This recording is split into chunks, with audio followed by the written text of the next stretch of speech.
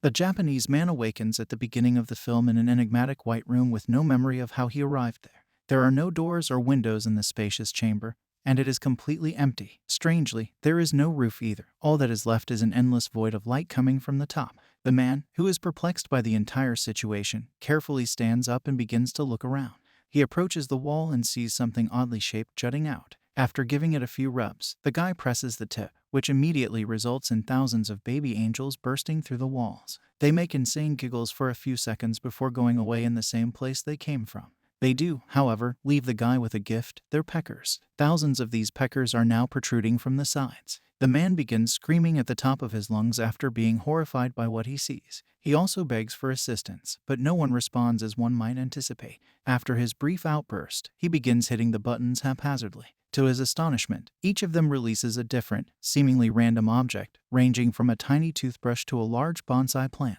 The man also learns that if he keeps on pressing the same button, the same item will be dispensed again and again. Several hours pass and the room is filled with hundreds of random items. The guy has chosen a pink ball in particular as his favorite, and while he is playing with it, he unintentionally presses a button that releases some sushi. The man is delighted to hear this, but he is also unhappy to discover there is no soy sauce. All he gets when he hits various buttons is more sushi. Angered, he begins to consume it exactly as it is. When he is finished, a container of soy sauce appears out of nowhere, which enrages him. When the guy later donned his 3D glasses, he noticed a baby angel pointing in the direction of his pecker. The man is excited by this because he thinks he has discovered a means to get away. Sadly, when he pushes that button, a huge butt descends from the sky and squirts gas on him, knocking him out. We observe the man reading a specific manga several hours afterward. He has actually already completed volumes 5 and 6. But when he presses a button to request volume 6, the 7th volume instead appears. He begins hitting random buttons out of frustration, which releases the 8th, 9th, and 10th volumes. However, one of them unexpectedly unlocks an enigmatic door behind him. The man is ecstatic to have at last discovered a means to leave this space. But in his joy, he forgets which button he pressed. He then presses a few more buttons at random.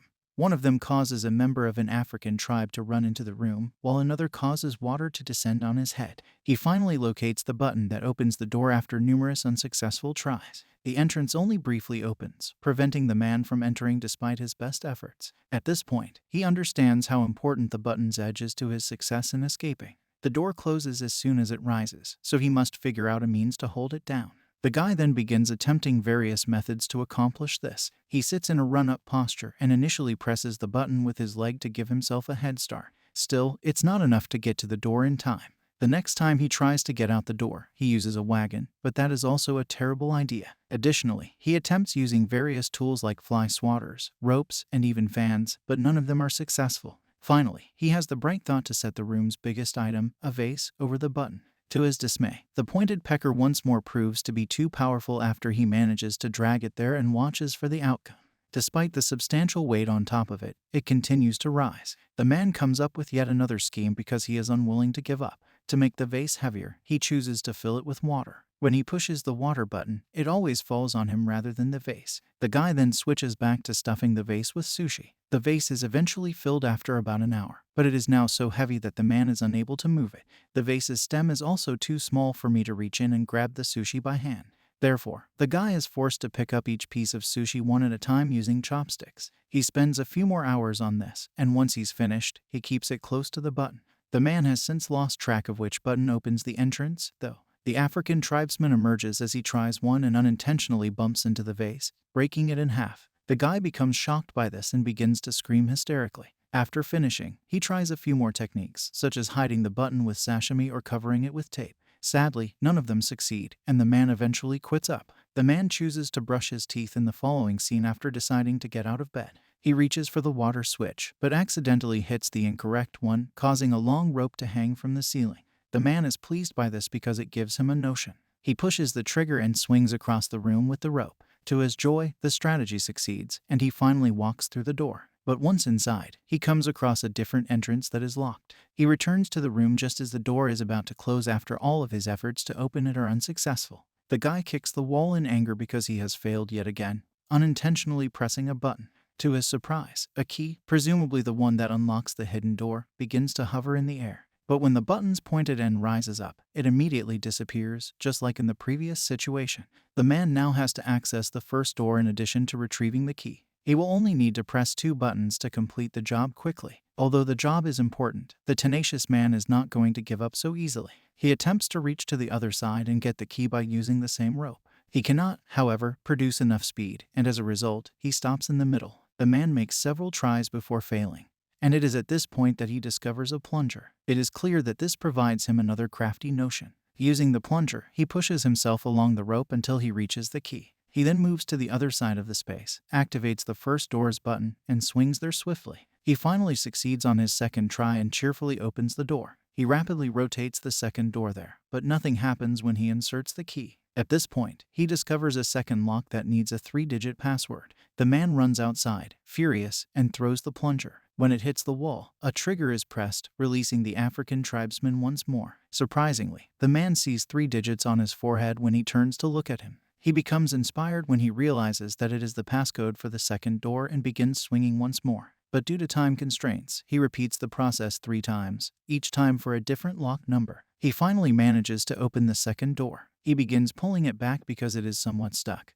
but the first door shuts in the process. The man is now confined to the cramped, dark chamber because he lacks enough space to open the second door. His rage gradually transforms into dread as the hours go by. He thinks back on the enjoyable times he had in the other chamber, which was large and airy. He had everything he needed to live comfortably and have fun there, but he never took the time to truly enjoy it. The man immediately detects a breeze passing through the wall and finds a fissure in it. Surprisingly, when he pushes it, it simply slips off. The man then leaves the room and begins to sprint while still possessing some energy. He soon encounters a strange corridor that appears to be floating in the dark. Even though each door seems to be similar, the man continues to run for hours and then days. He continues despite the fading of his clothing's hues and the lengthening of his hair noticeably. He eventually finds himself in a space resembling the one where he first awoke at the beginning of the film. The only differences are that there are adult angels instead of infants and that the area is dark. The angels and the door behind him soon shut and vanish into the walls, leaving only their buttons in their place. After that, we are taken to a small Mexican village where a young boy called Antonio lives with his family. Escargot Man, his father and a professional luchador wrestler, is getting ready for a major match that evening. He is somewhat uneasy because it is disclosed that many people have placed bets on him. Little Antonio, however, is sure that his father will triumph and make their family proud. Escargot Man later gathers his things and makes his way to the location. He puts on his combat armor and begins to pray there. Soon, hundreds of spectators fill the arena to watch the highly anticipated contest. Escargot Man's family shows up as well, and they enthusiastically support him from the bleachers. The contest will be a tag team battle.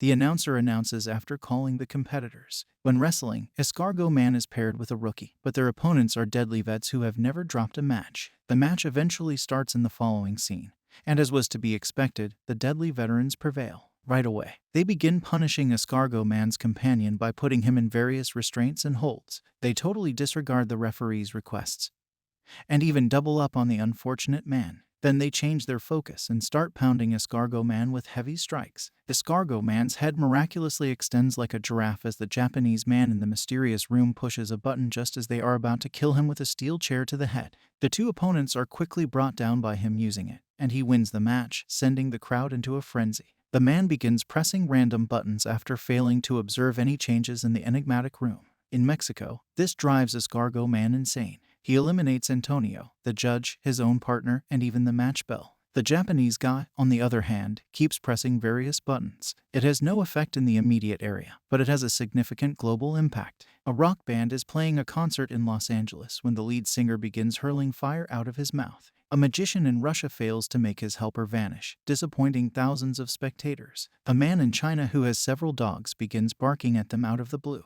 The man gives up because he has been waiting all this time and has not seen any improvements. He sees several angels flying around when he turns to face the ceiling, though. This gives him one last thought. He uses the buttons to scale the wall rather than pressing them. He advances toward the light at the far end of the chamber slowly but steadily. And every time he presses a button, interesting and unique things occur all over the globe. They vary from very small things, such as sky-high fireworks, kids practicing karate, animals devouring their prey, to very serious and significant accomplishment, such as the fall of the Berlin Wall, the launch of Apollo 11, the election of the first black president of the U.S., and so forth. The man's hair and beard are both very long at this time. He can fly like an angel and doesn't need to grasp onto the buttons. He soon finds himself surrounded by countless feathers and a bright light. The continent's maps are displayed in a separate room where he finds himself the following instant. There is a huge pecker next to him that appears to contain additional shocks. The man lunges forward to press it as the movie comes to a close.